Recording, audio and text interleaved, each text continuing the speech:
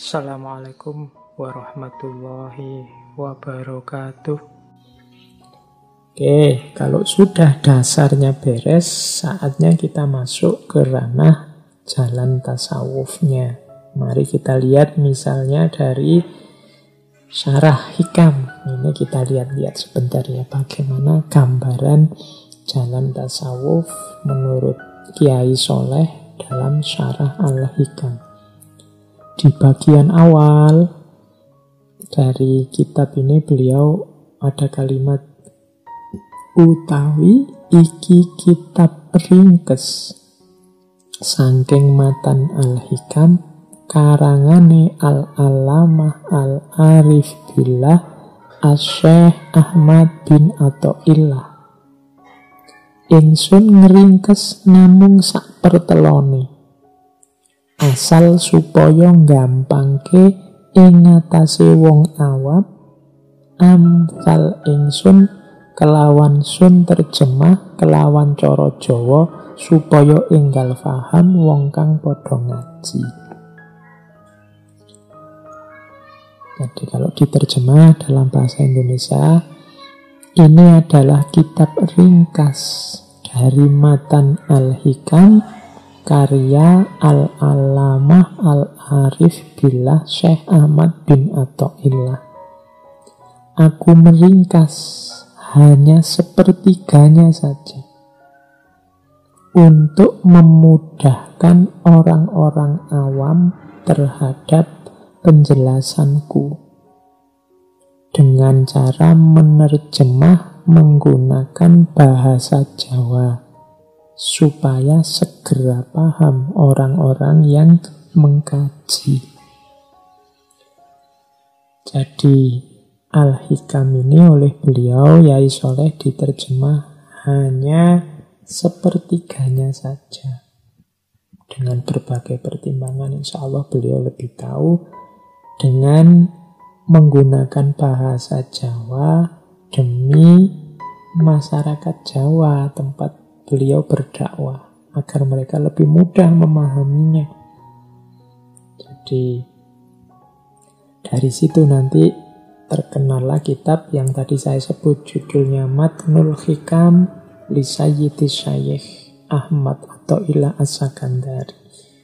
Beliau mensyarahi sekitar 134 bait dari 260 bait aslinya kitab Al-Hikam. Misalnya ini kita lihat ya cara beliau mensyarahi. Misalnya yang paling awal, nazam paling awal, yang itu kan tentang nasihat Syekh Athaillah untuk kita jangan mengandalkan amal.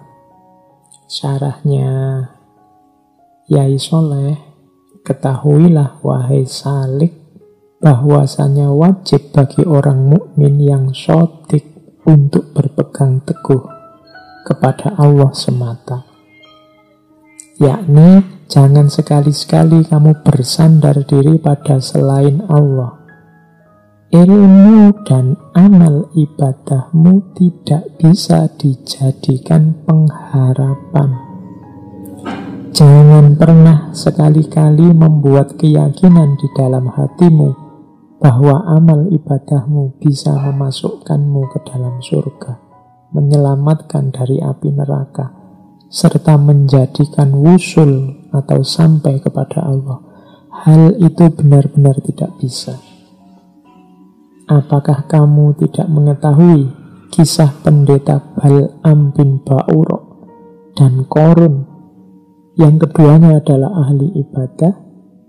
Qorun merupakan ulama Bani Israel, tetapi saat menjadi ajalnya, saat menghadapi ajalnya, keduanya mati dalam keadaan kafir.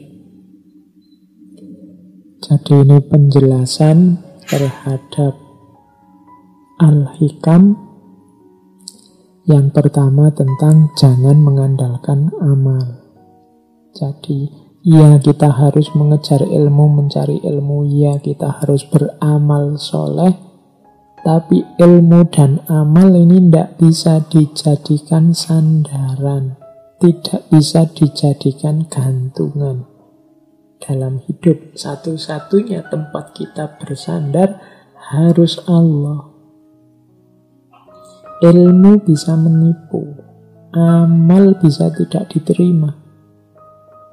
Kalau kita hanya mengandalkan ilmu dan amal, hati-hati, keduanya tidak mutlak bisa menyelamatkan kita dan membuat kita wusul pada Allah. Di situ dijelaskan oleh Yai Soleh, apa kamu tidak ngerti? Misalnya ceritanya Bal'am bin Ba'urah. Bal'am ini pendeta zaman Fir'aun. Jadi Bal'am ini agamawan pendukung status quo-nya Fir'aun. Qarun, kalau Qarun kita ngerti bagaimana beliau konglomerat yang kalau katanya Kiai Soleh awalnya ulama, tapi gara-gara hartanya baik Bal'am maupun Qarun nanti akhirnya mati kafir. Bal'am karena ilmunya, Qarun karena hartanya, dua-duanya malah celaka. Jadi iya, kita harus bekerja, beramal, kita harus mencari ilmu, tapi ilmu dan amal jangan dijadikan sandaran. Akhirnya baik iman maupun kufur, masuk surga atau masuk neraka, itu semua adalah karunia dan keadilan dari Allah semata. Sama sekali bukan karena ketaatan dan kemaksiatan setiap insan. Yang benar adalah ketaatan dan kemaksiatan itu menjadi tanda bagi orang yang akan masuk surga atau masuk neraka. Jadi kalau ada orang kok rajin sekali cari ilmu, rajin sekali ngaji, ini adalah anugerah dari Allah dan tanda bahwa insya Allah besok dia selamat.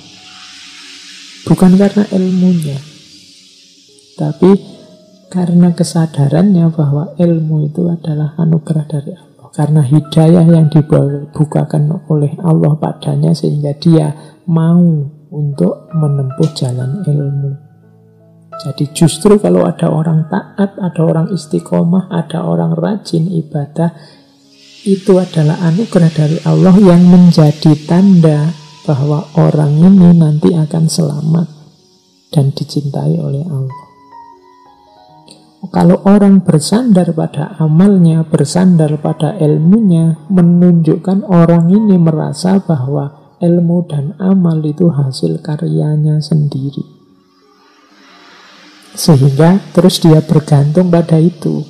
Kalau orang sadar bahwa ilmu dan amal itu hakikatnya adalah anugerah dari Allah, hidayah yang diberikan dari Allah pada kita, orang ini tidak akan bersandar pada amal dan ilmunya, tapi langsung sandarannya pada Allah. Jadi rahasianya di situ. Orang yang bersandar pada amal dan ilmu menunjukkan orang yang belum sadar, orang yang masih merasa hebat, merasa dia mampu. Oke, jadi jangan mengandalkan amalmu. Nanti ada cerita dari Kiai Soleh, Al-Kisah, ada cerita seorang laki-laki dari kaum Bani Israel. Orang ini tukang maksiat, julukannya Kholiq. Si tukang maksiat yang tiap hari melakukan dosa ini satu ketika di satu tempat duduk bareng seorang abid. Abid ini ahli ibadah dari kaum Bani Israel juga. Kebalikannya, kalau Kholiq tadi suka berbuat dosa, kalau abid ini, karena dia ahli ibadah, amalnya banyak, selalu melakukan ketaatan-ketaatan pada Allah. Kalau dalam ceritanya Kiai Soleh bahkan diilustrasikan di atas kepala si abid ini selalu ada payung. Seolah-olah dia dipayungi terus. Kalau situasinya panas mungkin dia malah dingin karena selalu diikuti oleh payung. keutamaan yang diberikan oleh Allah karena ketekunannya beribadah. Nah, Khalik ini karena dia duduk dekat dengan seorang abid, terus dia bergumam itu ya, menggerunang dalam batinnya. Aku ini pendosa, dosaku banyak. Sekarang aku duduk jejer seorang abid yang amal baiknya sangat banyak. Sudah tidak apa-apa, semoga aku deket-deket dia, bisa ketularan. Allah sayang padaku, Allah buka hidayah padaku. Nah, jadi dia ini sebenarnya agak grogi, tapi ingin dekat-dekat terus biar dapat hidayah, biar dapat rahmat dari Allah seperti si abid ini. Sebaliknya, si abid ini terus merasa, aku ini kan orang abid, ahli ibadah. Sementara yang jejer aku ini seorang kholik, ahli maksiat. Apa pantes aku jejer orang-orang kayak gini nih? Akhirnya sama si abid ini, kholik ini ditendang. Biar tidak deket-deket dirinya. Nah, setelah kholik ini ditendang, nanti ceritanya Allah memberi wahyu pada salah seorang nabi. Saat itu, wahyunya Allah apa? Perintahkan pada dua orang ini, yakni abid dan kholik, untuk sama-sama memperbanyak amal.